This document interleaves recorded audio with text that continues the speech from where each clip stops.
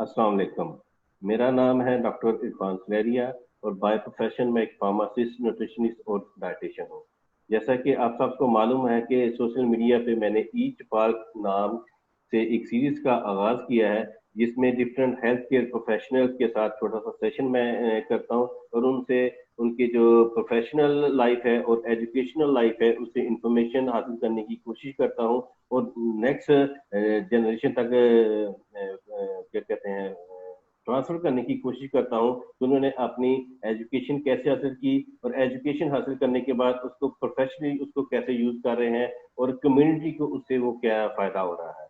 तो आज का जो हमारा सेशन है वो regarding psychology point of view से है और साइकोलॉजी पॉइंट ऑफ व्यू से आज की जो हमारी गेस्ट हैं वो है मिस आमना इफ्तिखार, जिनका अराउंड अबाउट 10 years का एक्सपीरियंस है treating with psychological aspects in different medical complications. तो हम आज की जो गेस्ट है उनकी तरफ चलते हैं। तो क्या हाल है miss Aamna Iftikhar? Alhamdulillah, I'm good.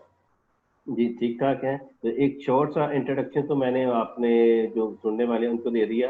अब जो कंप्लीट इंट्रोडक्शन है आपका एजुकेशन के बारे में और प्रोफेशन के बारे में वो आप जरा खुद ही बता दें तो मेरे ख्याल में ये ठीक रहेगा। जी बिल्कुल I'm basically a clinical psychologist and I'm working from last about 9 to 10 years जिसमें मेरा different organizations के साथ different hospital के साथ जिसमें government hospitals भी included है and private setups भी जो है वो included है। Initially मैंने अपना MSc complete की थी in the applied psychology with the child psychiatry। तो उसके बाद मुझे ऐसे जब मैंने चाइल्ड का स्टडी किया इन मास्टर्स तो मुझे था कि अच्छा चाइल्ड डेवलपमेंटल इश्यूज और चाइल्ड साइकोलॉजिकल इश्यूज एक ऐसे डोमेन है। इवन जब हम साइकेट्री की भी बात करते हैं या साइकोलॉजी की भी बात करते हैं तो हमें अडल्ट में काफ़ी मिल जाते हैं लोग, बट चाइल्ड में जो होती है वो काफ़ी कम लोग हैं जो कि साइकेट्री में और साइकोलॉजी में इन द चाइल्ड डोमेन काम कर रहे हैं। तो देन उसके बाद मैंने मास्टर्स किया इन स्पेशल एजुकेशन और उसमें जो मेरा था मेन कोर्स वो मोर रिलेटेड टू द पहले उसको बोला जाता था मेंटल रिटार्डेशन, बट पिछले कुछ सालों में जो है वो टर्म चेंज होकर इंटेलेक्चुअल डिसेबिलिटीज़ में कन्वर्ट हो गई है। मेरा मास्टर्स उसमें था। उसके बाद मैंने अपना एमएस कंप्लीट किया है from Kinnaird college in clinical and counselling psychology. And besides that मैंने जब से मैं मास्टर्स में थी I start practice in different hospitals और वहाँ पर एक्सपर्टीज जो थी they are more related with all the psychological and psychiatric disorders जिनमें depression, anxiety, schizophrenia, personality disorders, eating disorders and other child mental disorders जो थे उनके साथ I am dealing through the psychotherapy. और उसमें साइकोथेरेपी में I took lot of training session from Pakistan and from abroad as well, जिसमें हमें हमने ये ट्रेनिंग ली how we take the assessment of such patients, how we make the management plan for those patients, and how we can implement the psychotherapy through which हम उनके जो psychological issues होते हैं, जो behavioral issues होते हैं, जो developmental issues होते हैं, उनको बेहतर कर सके। This is my brief introduction. यानी कहने का मकसद ये था कि आपका जो एक्सपीरियंस है अराउंड अबाउट 1 decade, 10 years का एक्सपीरियंस है treating with different psychological disorders है। तो आपकी जो क्वालिफिकेशन है वो कनेट कॉलेज से आपने वो की साइकोलॉजी की? जी जी बिल्कुल आई completed from Connect College. तो आपने जब ये साइकोलॉजी में एडमिशन लिया तो ये बाय चॉइस था या बाय चांस था या किसी से आपने वो डिस्कशन की या किसी से आप इम्प्रेस हुई? Initially, it was just by chance. Even my brother, Goa, when he was selecting the subjects and by his own, he just click on the psychology in my intermediate, and then I pursue it in my bachelor's and then masters. और उसके बाद फिर वो मेरा एक selective field हो गया था. But initially, it was just by chance.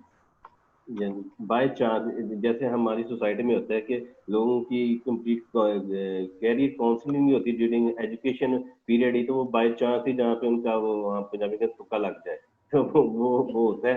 तो Exactly. ये बिल्कुल ऐसे ही हमारी कम्युनिटी में ऐसा ही होता है, लेकिन मैं जो फार्मेसी में है ये बाय चॉइस आया हुआ हूँ। इसकी वो हिस्ट्री है वो फिर जब हम मिलेंगे तो वो उसमें हम देखेंगे कि वो बाय चॉइस जो आता है वो कैसे प्रोग्रेस करता है, जो बाय चांस आता है वो कैसे प्रोग्रेस करता है। क्योंकि साइंटिफिक मेथड में कुछ ऐसी इन्वेंशन हुए हैं जो कि कार कुछ हो रहे थे, बन कुछ और गए।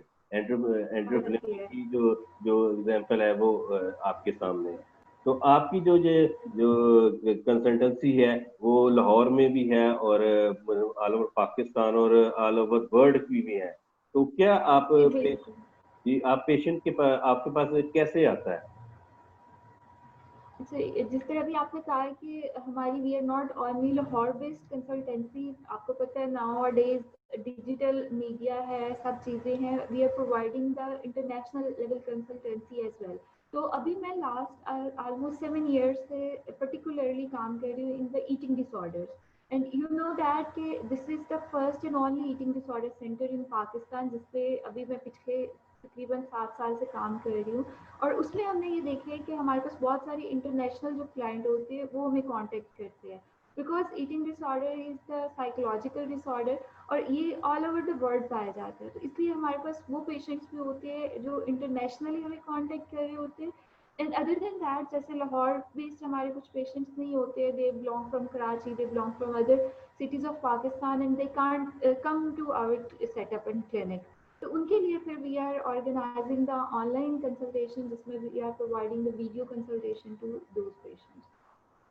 बिल्कुल ऐसे है, जो खासकर कोविड ने तो सारी दुनिया को हिला के रख दिया है। और ऐसे काम भी हम सीखे हैं जो कि आम शायद आम रूटीन में ना सीख सकते। और खासकर जो हेल्थ सेक्टर की जब हम बात करें तो डिजिटल मीडिया ने तो अपने जो है ना इनकलाब बरकरार रख दिया कि जितनी, क्योंकि मैं भी ज्यादा जो जो इरफान साहब, इसमें मैं थोड़ा सा ऐड ऑन करना चाहूँगी कि देखिए अभी अगर हम पिछली डिकेड में देखें तो इंटरनेशनली टेलीपैथी पिछले 10 से 20 साल से काम कर रही थी, बट हम अगर अपना देखें कल्चरली तो हम थोड़े से बैकग्राउंड में थे, हम थोड़े से पीछे थे कि हमारा उतना एम्फसाइज नहीं था टूवर्ड द टेलीमेडिकेशन। तो अब इस बिकॉज ऑफ दैट पेंडेमिक वो चीज़ जो है वो बाय चांस या बाय फोर्स आप कह लो, वो हमारे कल्चर में भी जो है वो इंट्रोड्यूस होना शुरू। बिल्कुल ऐसे है। पाकिस्तान में चीजें जो है थोड़ी सी वो लेट ही आते हैं। अगर हिस्ट्री आप उठा के देखें तो पाकिस्तान में चीजें थोड़ी सी लेट आती हैं। सबसे पहले तो वेस्टर्न वर्ल्ड में, फिर हमारे जो पड़ोसी ममालिक हैं वहाँ पे आती हैं। तो ये पेंडेमिक है, इसने हमारी जिंदगी को हिला के रख दिया। ऐसे वाकयात भी हो गए कि हम अपनी फैमिली को टाइम नहीं दे पाते थे, हमने अपनी फैमिली को टाइम देना शुरू कर दिया। और हम जहाँ पे वो देखते हैं कि वो कौन सी वजूहत थी जिसकी वजह से एंग्जाइटी, टेंशन, डिप्रेशन की जो कंडीशंस हैं वो डेवलप हो रही थी और हम उसको इग्नोर कर देते थे। मगर मैं अपनी पर्सनल बात करूं तो ज्यादातर मैं लाहौर में होता हूँ या सियालकोट रहता हूँ, तो आना जाना मेरा लगा रहता था। लेकिन जब से ये लॉकडाउन की कंडीशन है तो ज्यादा टाइम मुझे घर में गुजारने का टाइम मिला, अपने फादर के साथ ज्यादा टाइम गुजारने का वो मुझे टाइम मिला। तो मैंने ये महसूस किया कि जाहिर बात है वो अकेले हैं, तो उनमें क्या कौन सी वो डेफिशिएंसी जो मैं नहीं पूरी कर पाता। और अकेला आदमी जब होता, खासकर ओल्ड एज में, तो और भी ज्यादा मसले मसाइल होता है, गुस्सा बहुत आता है और इस तरह की वो कंडीशंस होती हैं। तो हम आज का जो हमारा टॉपिक है उसकी तरफ आते हैं कि एंजाइटी, टेंशन, डिप्रेशन बहुत कॉमन है। और रिगार्डिंग दिस जो पेंडेमिक कंडीशंस है तो बहुत कम्युनिटी मेल और फीमेल दोनों में वो कॉमन है। तो मेरा जो फोकस होगा, हम फीमेल की बात करेंगे। जो मेल कम्युनिटी जो टेंशन, डिप्रेशन, एंजाइटी है उसकी क्या रीजन है। और हमारे यहाँ ये समझा जाता है कि मेल जो है वो डोमिनेंट कैरेक्टर है, वो हर चीज को बड़ी आसानी से फेस कर लेता है। तो वो इसको कैसे कूप अप कर सकता है? एक चीज आपसे इत्तेफाक करूंगी कि हमारी सोसाइटी में समझा जाता है कि male are the dominant gender है, और इससे रिलेटेड जितने हमारी एक्सपेक्टेशंस होती है, वी एक्सपेक्ट दैट कि वो हमेशा सही डिसीजन ले, वो एवरी टाइम ठीक हो, वो स्ट्रेसफुल सिचुएशन में भी कोलैप्स नहीं करे, वो वेल ऑर्गेनाइज भी हो, वो चीज़ों को भी सही तरीके से चला रहा हो। बट अगर हम एक दफ़ा जेंडर को साइड पे कर दें और जस्ट जेनेटिकली या साइंटिफिकली या साइकोलॉजिकली सोशली देखें उनको, तो देखिए समहाउ जेंडर में कहीं पर भी हमारे पास बहुत ह्यूज डेटा नहीं है जो डिफ्रेंशिएट कर सके कि मेल पॉपुलेशन में जो साइकोलॉजिकल इश्यूज है like depression, anxiety, stress, anger, वो कम है as if we compare with the female population. तो जर्नली ये एक आप समझ लें मिस कॉन्सेप्ट हमारी सोसाइटी में बना हुआ है कि male are less sufferer if we talk about the psychological issue, but I see personally during last many years कि they are same on psychological issues. जितनी हमारी फीमेल जेंडर में इश्यूज साइकोलॉजिकल इश्यूज आते हैं, एडजस्टमेंट इश्यूज आते हैं, stress related issues आते हैं, same as compare to the male population, उनमें भी सेम इसी रेशो पे जो होते हैं वो साइकोलॉजिकल इश्यूज आ रहे होते हैं। और उसमें जो सबसे मैं डिस्करेज चीज़ करूँगी वो ये है कि इनको आइडेंटिफाई नहीं किया जा रहा, उनके बारे में बात नहीं की जाती, उनके लिए उतने रेडीली जो है वो मैनेजमेंट प्लान नहीं तैयार किए जाते, जिसकी वजह से अगर आप देखो तो हमारी सोसाइटी में एक डिप्रेशन, एंजाइटी, सुसाइड का एक स्पाइक आता जा रहा है। और अगर आप थोड़े से डेटा खुद भी रिसर्च करके देखो तो हमारी मेल जेंडर में भी ये इश्यूज जो है वो बहुत वल्नरेबल हो गए ड्यूरिंग लास्ट फ्यू ईयर्स। बिल्कुल ऐसा कहा कि टेंशन और डिप्रेशन दोनों में बहुत कम्युनिटीज में वो कॉमन है, मेल और फीमेल में। लेकिन जैसे आपने बात की कि हमारे यहाँ सोसाइटी में ये तस्वर किया जाता है कि मेल जो है वो डिसीजन अच्छे कर लेते हैं, उनको कोई इस तरह का वो प्रॉब्लम नहीं होता, तो वो कैसे इसको वो कूप अप कर सकते हैं regarding using different psychological therapies या टेक्निक्स? अब देखिए अभी मैंने बात की कि हमारे जर्नल जो इश्यूज रिपोर्ट किए जाते हैं वो क्या होते हैं। अब अगर अपने इर्द गिर्द आप देखो, अपने कोवर्कर्स में देखो, अपने फैमिली में देखो, तो मेल में जो सबसे ज़्यादा रिपोर्ट किया जाने वाला इशू होता है, जो अगर आप उनकी फ्रेंड्स से, फैमिली से पूछोगे तो वो एंगर इशू आता है। अब एंगर इशू वो है जिसकी वजह से बाद में बहुत सारे मसाइल पैदा हो जाते हैं। उसमें फैमिली रिलेशंस आपके ख़राब हो जाते हैं, आपकी वर्क प्रोडक्टिविटी पे असर होता है, आपकी अगर वर्क प्लेस पे आप एग्रेसिव हो तो वहाँ पर आपकी परफॉर्मेंस, आपकी ओवरऑल जो इमेज होता है वो ख़राब होता है। अब इसी को अगर मैं थोड़ा सा एलेबोरेट करूँ तो हमें ये समझना है कि why males are more aggressive during such stressful situations, जिसमें उन पे डिफरेंट रिस्पॉन्सिबिलिटीज होती है। लाइक जब से हम कंसीडर करते हैं they are the head of family, तो उन्होंने males supposed to be earn more to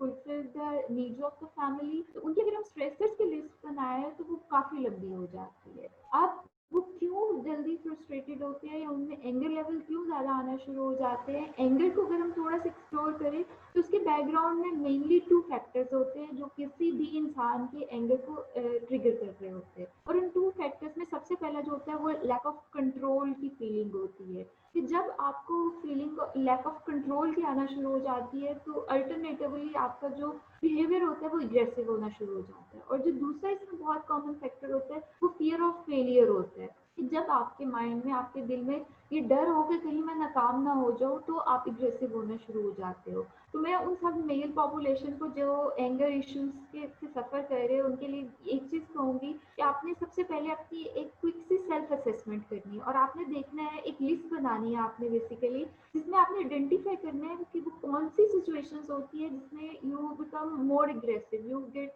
easily angry. उन सिचुएशंस को देखिए तो अगर आप थोड़ा सा उसको नॉन जजमेंटली देखो तो उसके बैकग्राउंड में यही 2 फैक्टर होंगे, या तो उसमें feeling of lack of control की आ रही होगी या उसमें फियर ऑफ फेलियर होगा। तो जब हम उसकी रूट कॉज को आइडेंटिफाई कर लेते हैं कि इनके बैकग्राउंड में ये इश्यूज है तो अल्टरनेटिवली हम उन इश्यूज को जो होता है वो मैनेज करना शुरू कर देते हैं। ऑन द अदर हैंड इसके साथ मैं स्ट्रेस पे भी बात करना चाहूँगी, बिकॉज स्ट्रेस और डिप्रेशन या एंजाइटी ये तीनों चीज़ें होती है। Stress is very normal phenomenon आ रही है, आपको उसका स्ट्रेस होता है, आपको कुछ अपनी फाइनेंशियल चीज़ें मीटअप करनी है, आपको उसका स्ट्रेस होता है। तो stress is quite normal. Stress कब एंजाइटी में कन्वर्ट होता है या डिप्रेशन में कन्वर्ट होता है? जब वो प्रोलॉन्ग होता जाता है, जब आपका स्ट्रेस लेवल आपकी कोपिंग से ज़्यादा हो जाए और वो बढ़ता जाए और आप उसको हल नहीं कर पा रहे होते, then it start converting into the form of anxiety. अब एंजाइटी के टोटल डिफरेंट सिम्टम्स होते हैं जिसमें आपको एक फियर रहता है, हर वक्त एक परेशानी की कैफियत रहती है कि I don't know what will happen in the next moment.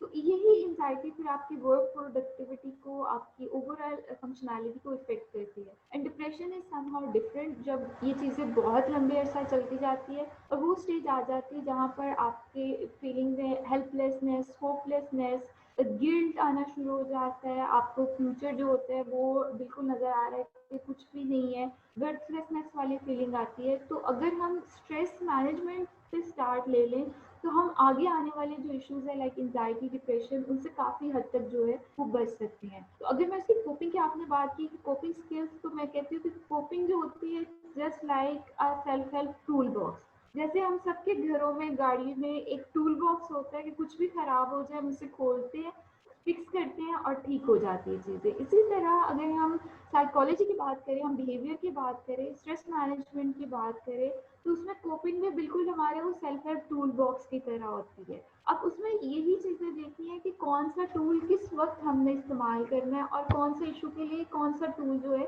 वो कारआमद साबित होता है जिससे आपको फ़ायदा मिले। तो इसमें आज पर्टिकुलरली जो मैं बात करूँगी वो मैं एंगर इश्यूज पे करूँगी, क्योंकि मेल पॉपुलेशन में सबसे ज़्यादा मसाइल जो पैदा होते हैं वो एंगर की वजह से हो रहे होते हैं। तो एंगर मैनेजमेंट में मैं आपको कुछ टिप्स शेयर करूँगी जो कि अगर आप उनको अपने डे टू डे लाइफ में अडॉप्ट कर लेते हो तो आप खुद देखोगे आपका एक बहुत अच्छा एंगर मैनेजमेंट जो है वो हो जाती है। तो उसमें जो पहली टेक्निक होती है, जो पहली मैं टिप कहूँगी कि whenever you feel angry और aggressive, do a deep breathing. Deep breathing से आपका जो पूरा बॉडी टेम्परेचर होता है वो चेंज हो जाता है। तो डीप ब्रीदिंग आपकी एग्रेशन को, आपके एंगर को एक क्विक रिलीफ जो होता है वो देती है। डीप ब्रीथिंग का तरीका ये है कि take a deep breath from your nose, hold it for a while and then slowly exhale it from your mouth.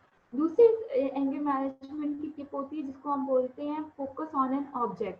Focus on an object का मतलब है कि आपके इर्द गिर्द जब आप गुस्से में हो और आप बोलना चाह रहे हो, आप कुछ भी किसी को जवाब देना चाह रहे हो, रादर रिएक्टिंग, आपने अपनी पूरी अटेंशन जो है वो अपने इर्द गिर्द जो भी आपके ऑब्जेक्ट है उसकी तरफ फोकस कर देनी है। फॉर एग्जाम्पल वो आपका फ़ोन हो सकता है, फॉर एग्जाम्पल वो चेयर हो सकती है, वो टेबल हो सकता है, it can be anything around you. तो आप अपनी पूरी तवज्जो दोगे, वो उसकी तरफ फोकस कर दो। उससे होता ये है कि आपका जो माइंड में वो एग्रेसिव थॉट्स चल रहे होते हैं वो डाइवर्ट हो जाते हैं, तो आपका एंगर काफ़ी हद तक कम हो जाता है। And the third and last जो इसमें मैं सजेस्ट करूँगी वो है कि चेंज द प्लेस। अगर आप एक जगह से दूसरी जगह मूव कर जाते हो तो आप फिजिकली तो मूव करते हो, but on the other hand आप साइकोलॉजिकली, आप कम्युनिटिवली भी जो है वो उस एंगर वाली सिचुएशन से मूव ऑन कर देते हो और वो आपके इम्पल्सिव रिएक्शंस को जो है वो डिस्करेज करती है, रोकती है। तो अगर हम इन्हीं टिप्स को अपना लें तो काफ़ी हद तक हम एंगर को जो है वो कंट्रोल कर लेते हैं। और अगर हम एंगर कंट्रोल कर लेते हैं तो उसके साथ इम्पल्सिव रिएक्शन, हमारे जो गलत डिसीजंस होते हैं या आप कुछ भी गलत रिएक्ट कर लेते हो, आप उन सबसे बचकर स्ट्रेस और एंजाइटी और डिप्रेशन की हद तक जाने से पहले ही अपने आप को कंट्रोल करना शुरू करते थे। बड़ी अच्छी आपने वो जो कोपिंग टेक्निक बताई कि सबसे पहले जो ब्रीथिंग है, ब्रीथिंग जो मेडिटेशन है, it is very wonderful technique. Yoga में भी काफ़ी यूज़ होती है और साइकोलॉजिकल अप्रोचेज में भी ये जो मेडिटेशन है काफ़ी है। फिर आपने कहा कि किसी चीज़ को फोकस कर लें, अगर आपको कोई एंगर आया और फिर चेंज ऑफ प्लेस है वो भी बड़ा इफेक्टिव होता है। तो ये जो कोपिंग टेक्निक है ये रिगार्डिंग स्पेशली मेल है या फीमेल भी इसकी तरफ वो अगर करना चाहे तो वो भी उनके लिए भी इफेक्टिव होगी? नहीं, कुकिंग में कभी भी हमारी डिस्क्रिमिनेशन नहीं होती कि it's only for the male और only for the female. It's using for usable for both genders. आप फीमेल्स के लिए भी ये उतनी इफेक्टिव है और मेल्स के लिए भी ये उतनी इफेक्टिव है। बट आज के इस हमारे सेशन में I am mainly focus on the male issues. तो उसमें ये है कि ये particularly this is the message for the male gender population कि अगर उनके एंगर इश्यूज है, मूड स्विंग्स है, तो वो इनमें से कुछ चीज़ें अगर अपनाना शुरू कर दे तो वो खुद देखेंगे over the period of time उनके ओवरऑल बिहेवियर में जो होगा वो काफ़ी चेंज आना शुरू होगा। बिल्कुल, आपने ठीक बात की।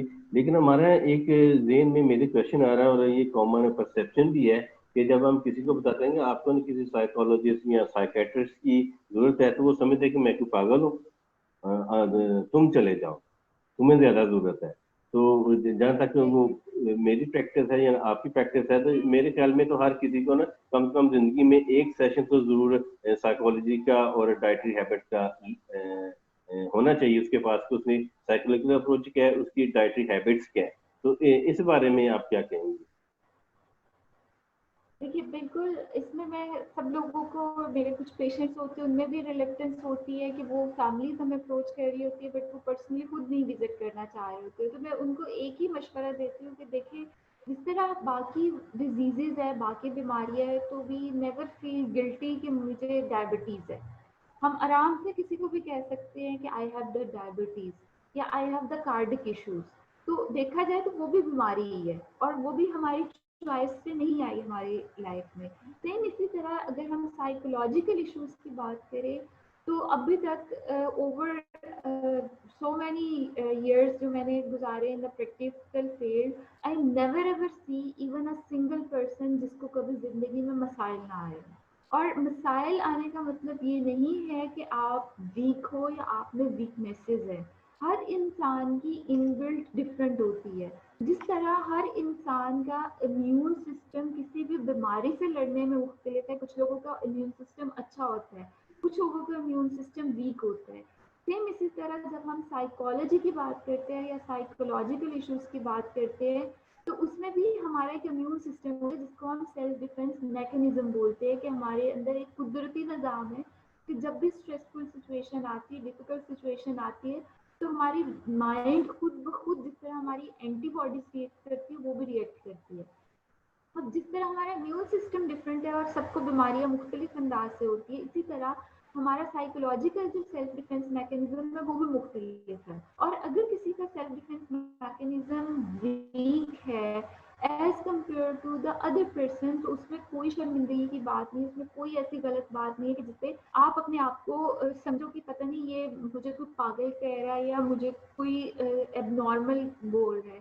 तो इट्स जस्ट लाइक सेम जैसे आप अपने जीपी के पास बगैर किसी शर्मिंदगी के चले जाते हो, अगर आप काउंसलर से, साइकोलॉजिस्ट से भी मिल लेते हो तो उसमें कोई ऐसी गलत चीज़ नहीं है कि जिसपे आप अवॉइड करो या यू फील कि you are excluded from the आम जो जनरल पॉपुलेशन है। तो इसमें साइकोलॉजी जो है it's all about the human nature. और we all have the individual difference. हम हर एक का, आप रोड पे जा रहे हो और एक एक्सीडेंट हुआ है, तो अगर वहाँ पे 10 बंदे हैं तो 10 बंदों का रिएक्शन एक जैसा नहीं होगा।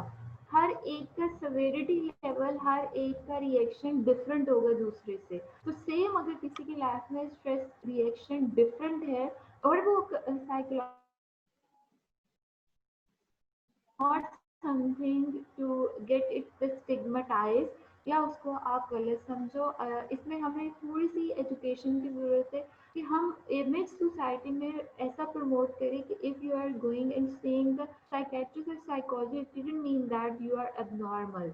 इट जस्ट मीन दैट कि आपकी कुछ चीज़ें हैं जिनको सिर्फ एक गाइडेंस की ज़रूरत है and professional give you the guidance कि आपने वो किस तरह अपनी लाइफ की उन चीज़ों को रेगुलेट करना है, स्ट्रीमलाइन में करना है। बिल्कुल ठीक है। अगर किसी को गाइडलाइन मिल जाए, डायरेक्शन मिल जाए, तो उसका जो गोल्स होते हैं लाइफ में उसको अचीव करने में वो काफ़ी हेल्प मिलती है। और एंजाइटी, टेंशन, डिप्रेशन तो एक ऐसी चीज़ है, अगर उसकी जो है बहुत बहुत शुक्रिया मिस आमना इफ्तिखार, आपने हमें कीमती वक्त में से थोड़ा सा टाइम दिया और ये जो बहुत अहम टॉपिक है जिसको मैं समझा था कि हमारी जो मेन कम्युनिटी है वो टेंशन, एंजाइटी या डिप्रेशन को कैसे डील कर सकती है। तो डिफरेंट जो साइकोलॉजिकल अप्रोचेज हैं उसमें आपने बड़ा अच्छा तरह से एक्सप्लेन किया।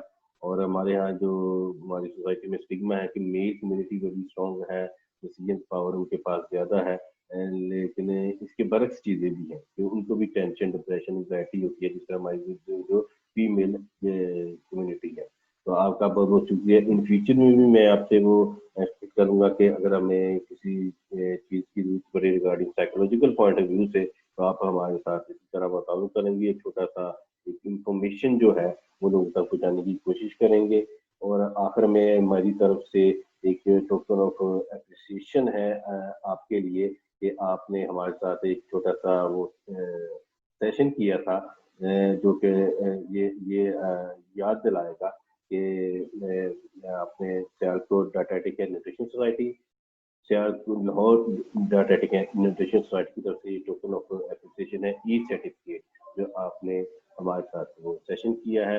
ये आपको याद दिलाएगा कि किसी वक्त में आपने हमारे साथ एक सेशन किया था और एक इंफॉर्मेशन लोगों तक पहुंचाने की कोशिश की थी regarding anxiety, tension, depression, specially in main community के वो इसको वो कैसे वो डील करती है, उसको किस तरह से आप जो हेल्थ इफेक्ट्स हैं उससे बचा जा सकता है।